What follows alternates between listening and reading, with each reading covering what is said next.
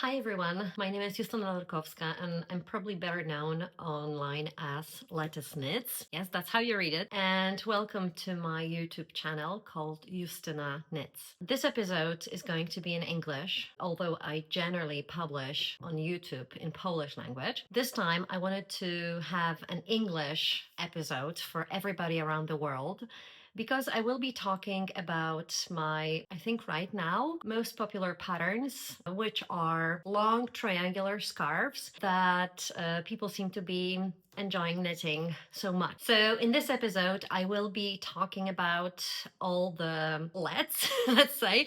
Okay, so all the scarves that I've published within the last 2 years, I think, 2 or 3 years. So I will discuss each one. I'll show you up close what it looks like and tell you what level of difficulty you can expect from the pattern. Some of the patterns are published in various languages, but obviously the main one being English, and some of them are also published in Polish and Spanish. Yeah, so let's start. I do have a pile of them in here, so take a look. And there is one more here. And so these are the scarves I will be talking about, and I think I'll start with the most popular one, or the most enjoyable one that people seem to be making a lot these days, which is Leaflette.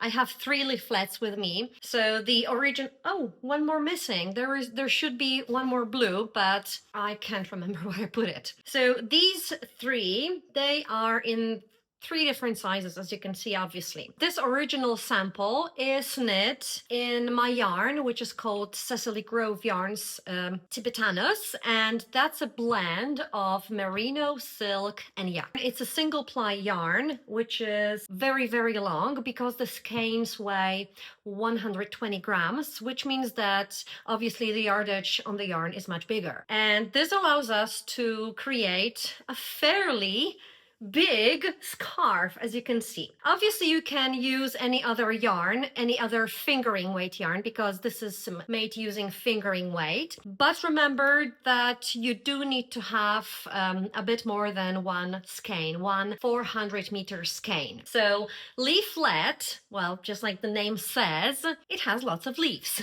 And it's knit from tip to tip. So you start at one tip, which is here, and you keep increasing the body of the scarf. You keep increasing, creating this long triangle, and then when you reach the midpoint, you knit a couple of repeats and then you start decreasing. What I personally love about this pattern is that I managed to put in all the increases and decreases into the stitch pattern, into the lay, which means that, you know, the leaves are flowing and the increases are not just like out there. Well, that was my personal enjoyable moment as a designer. And as you can see, so here they are. These are actually increases. Yes, so here they are increasing, and you can see that, you know, the leaves start popping in here, and they create this beautiful, beautiful field of leaves. Then when you start decreasing, it also hides really nicely.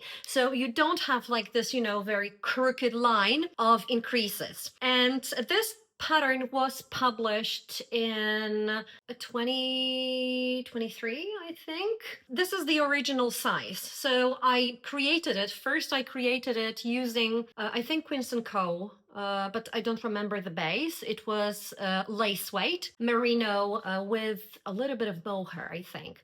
So that was in my stash for a very, very long time, and I just picked it up and I decided, well, I think I'd like to make a lacy scarf. And since I hate knitting, you know, like regular scarf, I figured, well, you know, I'm just going to play with the idea of a shawl, but maybe a scarf, and create something that that is a little bit different than regular triangular or crescent shawls. So the first sample that I will show you in the pictures was made in blue, and then I realized that the amount of yarn that I had for that sample, that I used for that sample, is almost the same as, you know, the base that I had in stock. So I thought, well, maybe I should make make one more and see, if it matches, if the yardage matches that one skein of yarn. Because honestly, I'm not just a designer or a yarny. I'm also a knitter, and I also enjoy stashing yarn.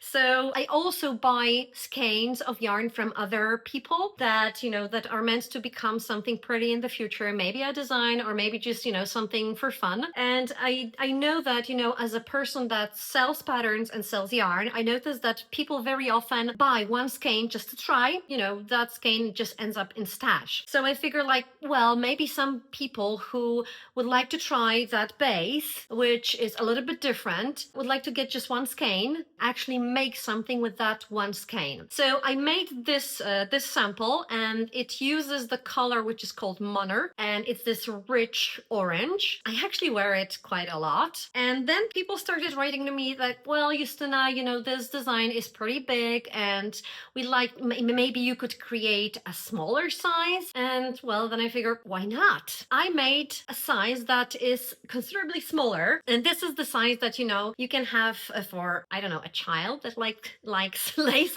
leafy lace, or yourself. So as you can see, this one is a lot smaller, and well, it depends on what you want to wear. This one, this might be more comfortable. And this size uses, if I remember correctly, a little bit more than half a skein of fingering weight yarn. This base that I have here, it's also mine. It was also dyed by me. That's called Merlin, and that's a blend of merino and linen. And it's single ply, so basically the texture and and the stitch pattern shows up nicely, just like in the orange sample, but the size is a lot smaller. So these two, they come together in one file, and they are called Leaflette. What level of difficulty can you expect from that pattern? Well, you definitely need to know how to work lace, and the repeat itself is pretty simple because this is just the image of a leaf. It has a couple of increases and decreases, so you do need to know how to increase stitches, how to decrease stitches, not only with SSK or knit two together, but also with the central double decrease, to know how to work garter a little bit, because there is this garter edge, an I-cord edge, or slip stitch edge. It depends how you want to call it. Sometimes I notice that people have difficulty creating that slip stitch edge, which I'm going to show you later how to make it. But you can also replace this with any other kind of instructions for I-cord if you feel that this one is very, very difficult. The pattern is fully written out and fully charted. So depending on, if you like charts, you can just go along with the chart, or if you like written instructions, they're there also.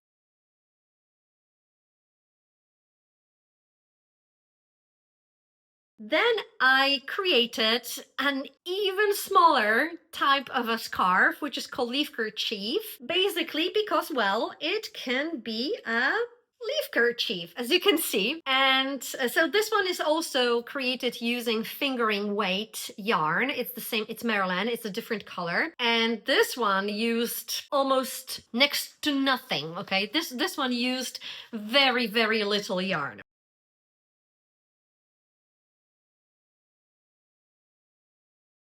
Before Leaflette got created, I created a different pattern, which is called a SCARFLETTE.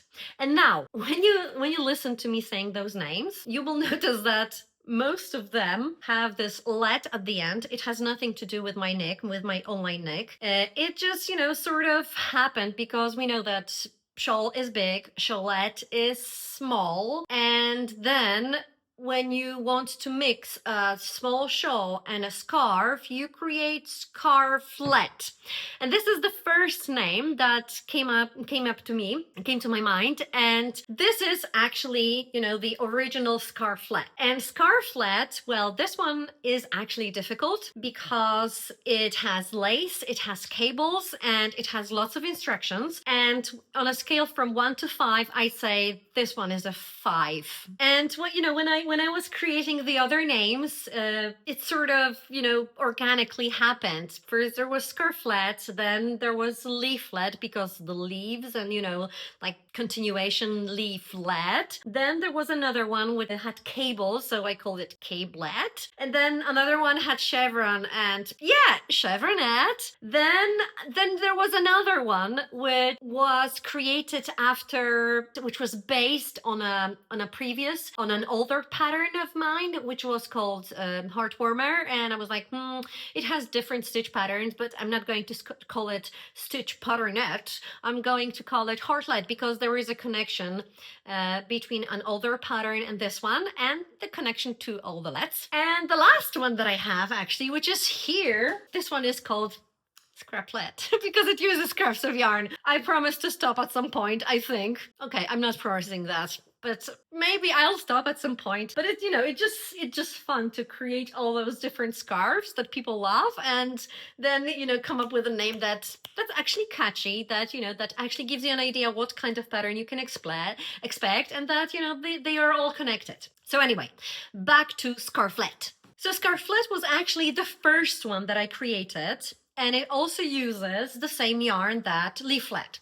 So it uses this beautiful blend of merino, silk, and yak. As you can see, this one is quite difficult because it has cables, it has lace, and the most difficult part about maybe not creating this one, but making it logical and not too long, was to put in all the increases because, the construction is the same. You knit from tip to tip, you increase the stitches until you get to the midpoint, and then you decrease. And was to embed the increases into the chart. And the chart, if I remember correctly, it had like 18 or 20 something stitches. It got bigger and bigger. When it got bigger, it sometimes got embedded into the leaf, which you can have here, or sometimes it was right in the middle of the cable twist So as you can see, well, it flows nicely,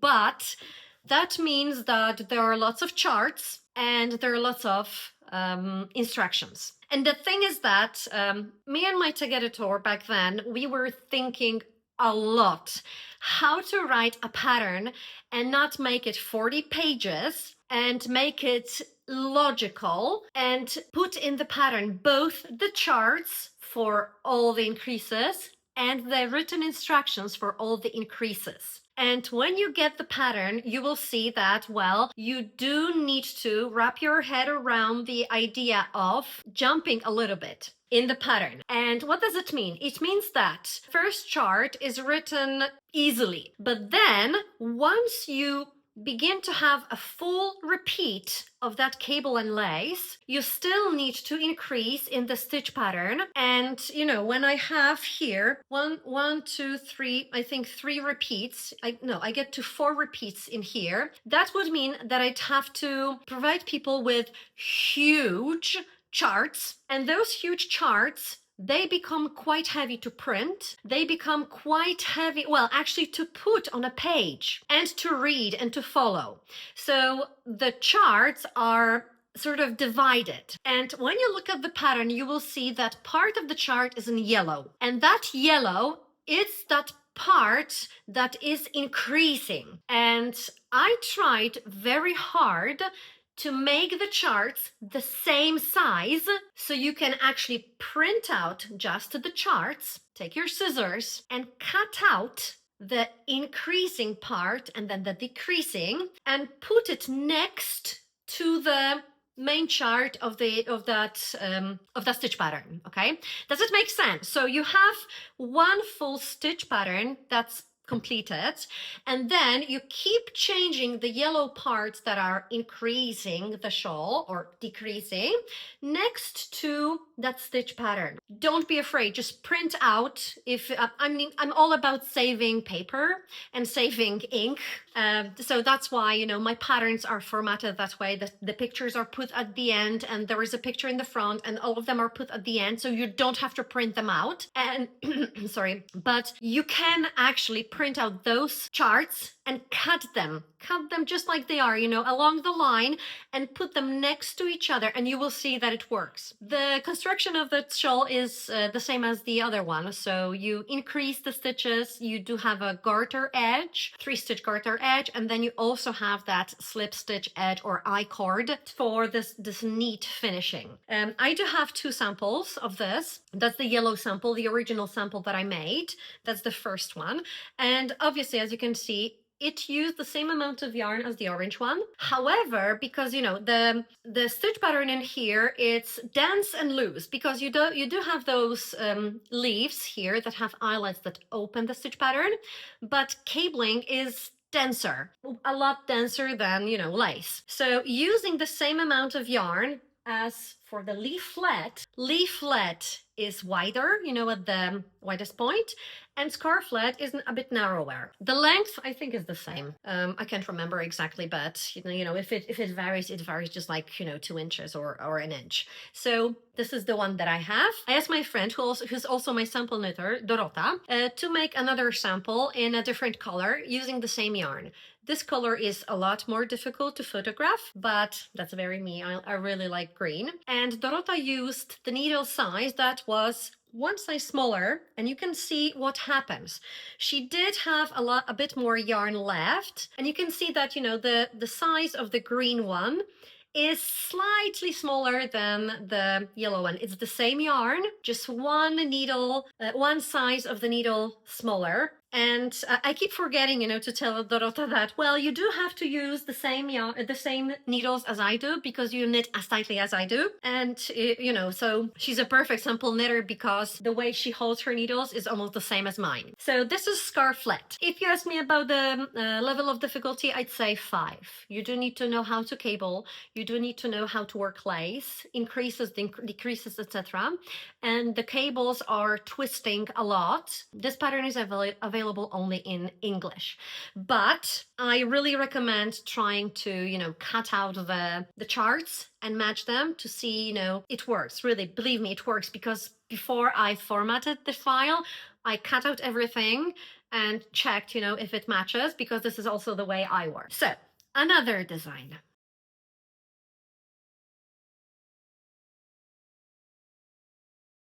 Shortly after I created Scarflette and Leaflette, I was like, I want another let.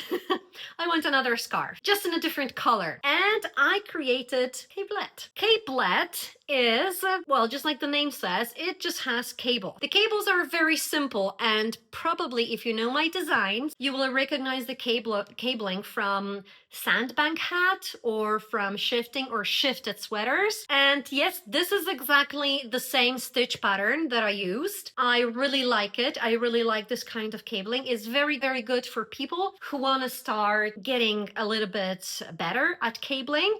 It twists only in the same direction. You just have to make sure you twist like that, not all in the same row. And the construction of this one is obviously completely the same. So you knit from tip to tip, you get to the midpoint of the scarf, and then you decrease the stitches. And the thing that is quite difficult for knitters that I've noticed is how to read the charts again. Because again, this is fully charted and fully written out. And you will notice that there is a chart where you begin increasing the scarf. And then it says, once you have created 1 repeat of the cable, you remember that repeat, work it the same way all the time, just follow the chart for increasing and decreasing, okay? So some people may find it difficult that, why didn't she put, you know, like bigger charts? Well, because this cabling is easy to memorize, and it's actually quite easy to follow. I always try to provide, like, you know, hints to make it easier for you to see where you are. Like sometimes some rows are underlined, like with increases, or they can be shaded. So that you know that, on this road, I do need to have a cable crossing. In this one, you do have a small chart just for the repeat. So that small chart could be worked here, here, here, here. and that part in here that has an extra chart. So that's CABLETTE, and CABLETTE is made using the same yarn again. This is called the Tibetanus, and that's merino, silk, and yak. Dyed by me. This color is called Peacock.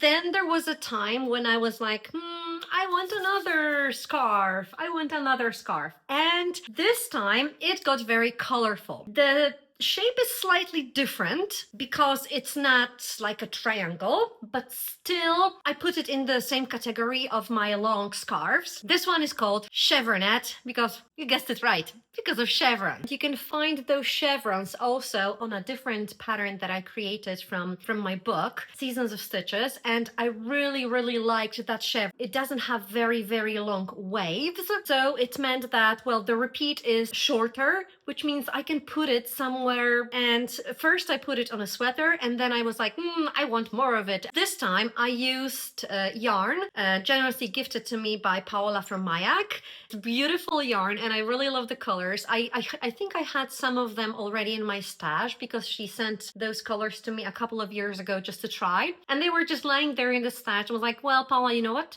I like to create something more with that yarn, but I'm missing colors. And she sent the yarn to me very fast, and ta-da! We have chevronette. This time it's a little bit different because we have chart that increases in here, and then obviously on the other end it decreases, but throughout the whole body of the shawl we have the same repeat of that wavy lace. The most difficult part about this scarf is not the chart, it's not the instructions, it's the, well, take a guess. Obviously, it's weaving in the ends. And yes, you do need to weave in the ends for all those beautiful colors. So what did I do? Well, I try to weave in the ends, you know, when I knit a couple of repeats and then I weave in the ends. I don't really like working the ends into the stitch pattern.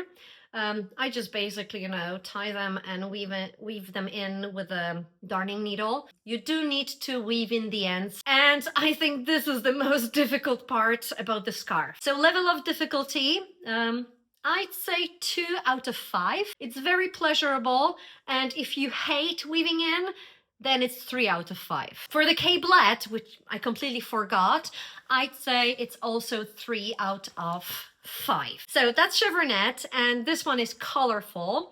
And then I was like, I want to see what it looks like in single color. And I sent the yarn to lovely Dorota, and she created chevronette in one color. So this color, again, terrible to photograph or record, but it's really nice in real life. It's this rich emerald green, and well, you definitely can see the lace in here. And Dorota knitted, obviously no weaving the ends, and she knitted per pattern, so it's exactly the same time, the same number of repeats. For this one, it's also very easy to customize the size of the scarf, because for the other scarves, not so much. For this one, yeah, why not?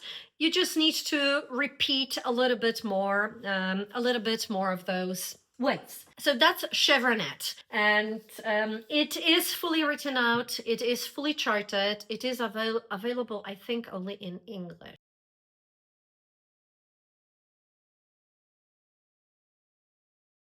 And another one that came to life was, well, HEARTLETTE. If you are familiar with some of my older patterns, one of my most popular and cowl patterns is Heartwarmer. And Heartwarmer uses one skein of, again, Tibetanus. I really love that yarn. And it uses one skein. It has lots of stitch patterns. Some of them seem a little bit challenging, like bubbles, if you hate bubbles. I mean, personally, I really hate them. I hate making them, but I love how they look.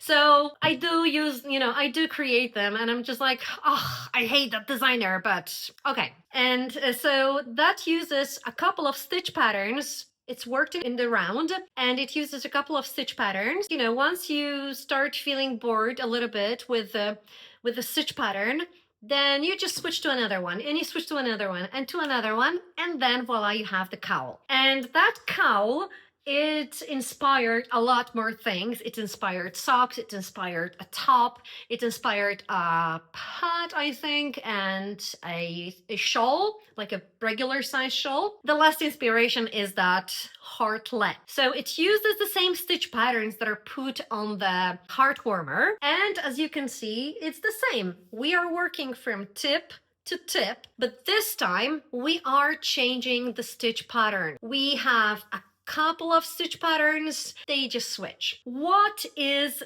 difficult about this scarf? Well, this one, obviously, because you will not really need to create a chart for, say, broken rib, or for garter, or for moss stitch. So most of the instructions are just written out. There are, what I noticed is that sometimes people have difficulty with reading the number of the row. You do need to follow word for word what I've written down. So if it says repeat from that row and that row, then it means repeat that row. Exactly. You may think like, well, the number is different. I wanted to have a bigger number. Repeat exactly that number and you will be fine. This one also has the garter edge and a slip stitch edge on the side. It's actually pretty fun. So this one uses, again, the tibetanas, and this is the sample that I made.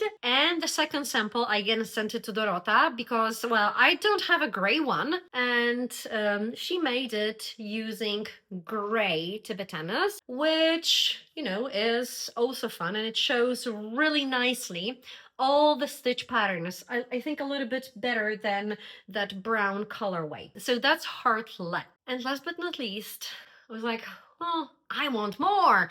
So what should I make now? And that's how I created Scraplet.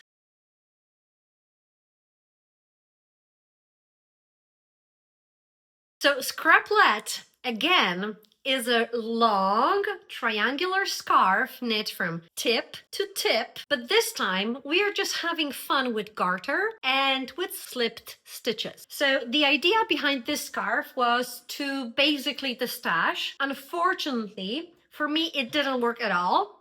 Because I started making the scarf believing, you know, I had a couple of small balls in leftovers from that beige gray. And it's like, okay, so I'm going to knit until the midpoint and I think I will be fine with that amount of yarn. And then, you know, I'll just decrease with the colors that I used for the stripe. Of course it didn't work. I had to, you know, rewind another skein of yarn, and eventually it used about 80 grams of fingering weight until I got to midpoint, until I got to this part. As you can see, the scarf sort of mimics colors on both ends. So on this end, we have slip stitch stripes. And on the other end, the same colors, they are put in a sequence, the same sequence, but this time the size of those color blocks is almost the same as the size of that, the beige part plus the stripe. So it's called Scraplette because the idea behind it is to use scraps of yarn. Well, it might actually work. You know, if you're different than me, it might actually work. And I think it uses altogether about 700 grams, 700 meters, sorry, not 700 grams, 700 meters of yarn. And I think the smallest amount of yarn that I had for a stripe was about 20 meters, which is about 22 yards. So, well, yeah, if you have like very, very tiny balls, you might actually, you know, use it for that scarf. Also, you can change the colors. It doesn't have to be, you know, like mirror image of the colors. And I put the rainbow because I love rainbows. You can use any types of colors of yarn.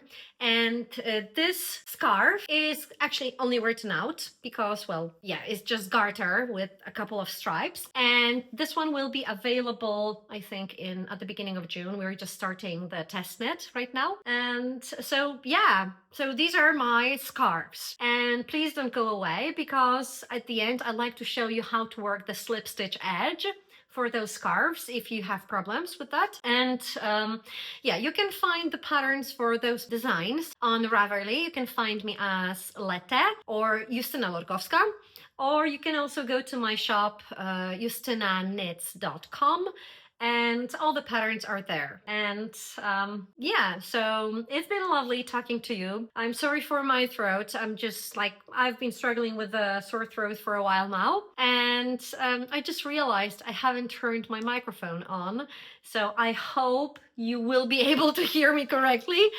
because, well, yeah, too much on my head. Well, leaf kerchief on my head, so too much on my mind. But yeah, so if you have any questions about the scarves, you can put them in the comments, and I hope to see you in the future. Happy knitting. Bye. Don't go away yet. The slip stitch edge. Bye. Slip stitch edge, or I-cord edge, is worked on the edge of each of those scarves, as you can see, and it creates this neat finishing that looks like a string. It can be used in many ways, and the instructions I provide in my stitch pattern. So this is in SCRAPLETTE, and whichever other pattern you take, you will see that it also has this nice edge. You will see that I have the slip stitch edge in here, and then you have this garter edge, which is created by 3 knits. And the slip stitch edge is visible, and it exists in all the scarves that I have in here. So this is a small sample with a slip stitch edge here at the beginning and at the end. So in every right side row, I will work the beginning and the end of that row the same way. And on every wrong side row, I will work at the beginning and at the end the same way. So the first row is a right side row, and it's slip, knit, slip. You slip the first stitch with the yarn in front. So you move that working yarn not in here, but you move it to the front, okay? And you slip that stitch as if to purl without knitting it, with the yarn in the front. And then for the next one, that yarn needs to go to the back of work. Then you knit that stitch, and again move yarn to the front, because you will be slipping again. So you have slip, knit, slip. Then you work until last 3 stitches. Ta-da! And then I had slip, knit, slip, and it's the same. Those last 3 stitches again will be slip, knit, slip.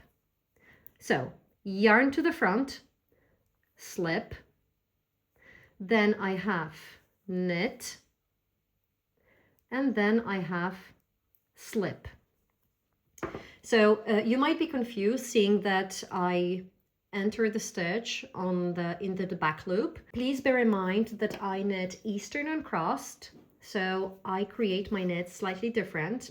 But what you do need to remember is that you slip, every time you slip the stitch, it has to have yarn in the front.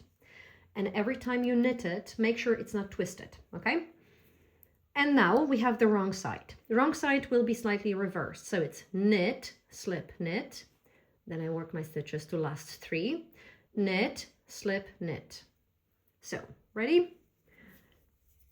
The first one. Knit, and yarn to the front. Slip. Knit, excuse my pup. Then I work 1, 2, 3, 4, and I go to the last 3 stitches, and I have again knit, slip, knit. So knit, slip, knit.